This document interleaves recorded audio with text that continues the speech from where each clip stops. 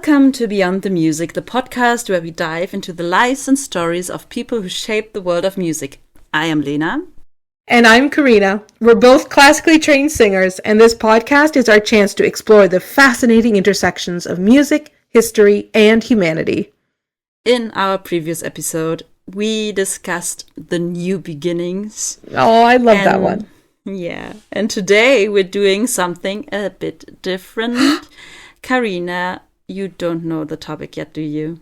No, every time you host, I have no clue what you're saying. Well, until you prepare yourself. Oh gosh, Lena, what have you planned? I am honestly scared. Today we're diving into the world of animals and music. Yay, animals! Now, I know in our last podcast, I said that music is my life, and that is true, but I still love animals, and I still have animals around me. So, I'm ready. So, how animals respond to sound, how they've inspired human composers, whether they can make music themselves, and what happens when animals become performers. Ooh, that is interesting. So let's start with the simple questions. Do animals even like music? Have you ever noticed a pet reacting to music, like wagging their tail, hiding, or even vocalizing? Yes, I have seen that. Me too. I mean, I have 2 cats. There's actual science behind this. Many studies suggest that animals don't respond to human music the same way we do, but they do respond to music that's tailored to their species. Okay, I'm following. One famous study by Charles Snowdon and David Tai looked at cotton-topped tamarin monkeys. When they played human music, the monkeys didn't care.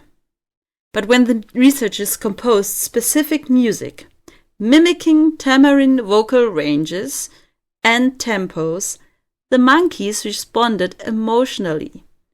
Some music calmed them, others made them agitated. Why? Because their vocal and auditory systems are tuned differently. Human music may simply not fit their perceptual world. Another example, in a 2015 study, dogs in shelters were exposed to different genres. Classical music, especially Bach and Mozart, seemed to reduce stress behaviors like barking and pacing. But heavy metal had the opposite effect. So yes, animals can react to music, but it's all about how it's built and whether it resonates with their natural sound world. Even if animals don't go to concerts, they've certainly inspired a lot of music. One of the most beloved examples is Camille Saint-Saëns' Carnival of the Animals. If you want to know more about that, listen back to, I don't know which episode, but it was one last year. I think it was 3 or 5. Right at the beginning, one of the earlier ones, right? Well, it is in the title, so you can find it. Each movement mimics a different animal using clever instrumentation. Slow, heavy piano chords for the elephant, frantic strings for the hens, and the famously elegant cello solo for the swan. Then there's Sergei Prokofiev's Peter and the Wolf. Each character, especially the animals, is represented by a different instrument. The bird is a flute, the cat is a clarinet, the wolf is 3 French horns. It's not only a musical narrative, but an educational tool that teaches children about orchestration. And then we have Olivier Messiaen, who didn't just compose about birds, he considered them the true originators of music. Messiaen was a passionate ornithologist. That's a word. Messiaen was a passionate ornithologist and transcribed hundreds of bird songs into rhythmic modal compositions. He wrote entire pieces based on bird calls like catalogue d'oiseaux, which means catalogue of birds. So, Karina, have you ever heard a piece and thought this sounds like an animal, or even the other way around, a bird or a dog that sounds oddly musical? Most definitely. I think my closest connection would be a flute or a piccolo to a bird. I always think my male cat is singing like the dying swan when he sees that the food is coming closer to the it's like when you carry it out of the kitchen. Yeah. To the feeding place, and then he's starting to meow like he's dying of hunger. That's every cat. They always die or are dying of hunger. No, it's not. It's just the male. The female is just she's just silent. But the male, he is he's a really good actor. And he uses his voice a lot. So now let's flip the script. Can animals create music? Well, that depends on how we define music. Birdsong is the most obvious example. Birds like the nightingale, blackbird, or song thrush produces highly structured vocalizations. Repetition, phrasing, rhythm, and even regional dialects. Some species are capable of improvisation and theme development, which are very human musical traits. In the ocean, humpback whales sing long, patterned songs that evolve slowly over time. These songs travel vast distances and are often shared among whales across regions. That's musical communication on a continental scale.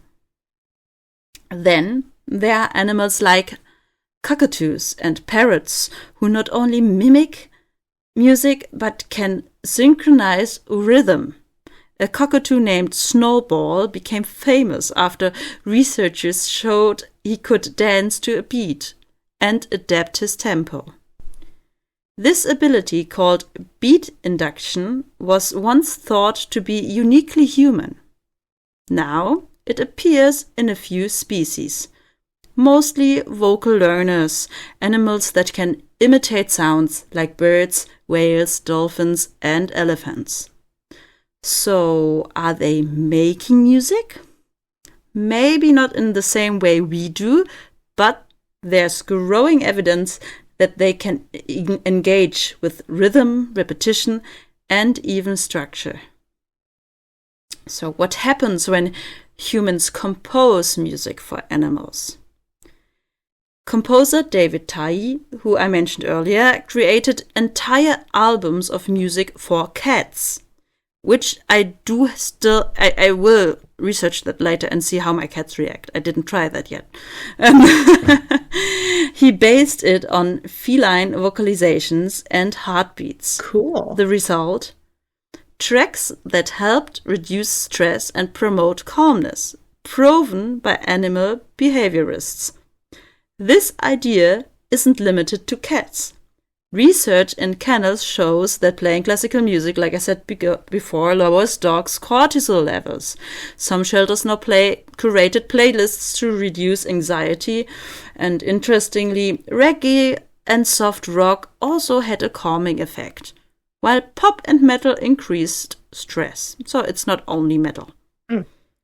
So, what do you think? Would your cat enjoy classical jazz, a bit of synth pop? Metal? Well, until I allow him to listen to it, I really don't know how he will react. My cat is quite special. In what way? He is a very discerning gentleman, but can be a right royal mouthy you-know-what when he isn't fed. So it really depends. Well, I will be testing later. I will see if I find that on Spotify with the album with music for cats to see my cats do listen to me practicing sometimes. Also, they do listen to my boyfriend walking through the flat and singing loudly some stuff. And also, I have 2 private students which come here and have their pop music and classical music. So they normally sleep while that happens. Oh, so at least it doesn't stress them. That's always good. We never want to do that. Yeah. So, but I will see. I'm really curious about that album. So, let's talk about animals as performers. Because, yes, this has happened. In 18th century Vienna, there was a documented performance of an opera, staged with trained cats and dogs.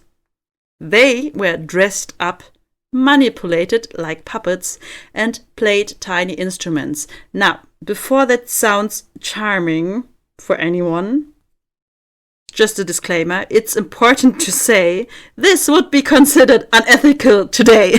So don't do that at home to your poor animal. Absolutely. No, this is just in a historical context. Exactly. Animals' welfare standards have luckily evolved. Not like gladly, animal welfare standards have luckily evolved, and using animals in entertainment without regards for their well-being is no longer acceptable at all. So, but using this as a historical happening, it shows how long we've imagined animals as players in our musical world, even if it wasn't really music to them. Today, more humane and creative approaches exist. Artists collaborate with natural soundscapes, recording birdsong, whale calls, or dolphin clicks, and integrate them into compositions. Some experimental musicians perform in forests or oceans, letting animals influence the timing or atmosphere of a piece. In these cases, animals aren't being used. They are participating in a shared sonic space and have always the possibility to leave if they don't want to be there. That's important. Again, disclaimer, don't do that at home. If we want to compare the animals' music to a human experience, we have John Cage's 4 minutes and 33 seconds, where the audience are put into the position of creating their own music because silence has been provided. So, what have we learned? Music isn't just a human phenomenon. It shows up across species, sometimes as instinct, sometimes as imitation, sometimes as expression. Whether we are writing about animals, for animals, or even with them, the lines between music and nature start to blur. And in a way, that's beautiful, because it reminds us that music might not just be cultural, it might be biological. So I hope you enjoyed this episode as much as we did. If you like this episode, don't forget to subscribe and leave a review. Next time, we'll delve into another fascinating chapter of music history. And I promise, Lena, my next episode will be very steamy and spicy. Ooh, that's all I'm going to say. I'm excited. Until then, keep listening and discovering the stories beyond the music. See you next time.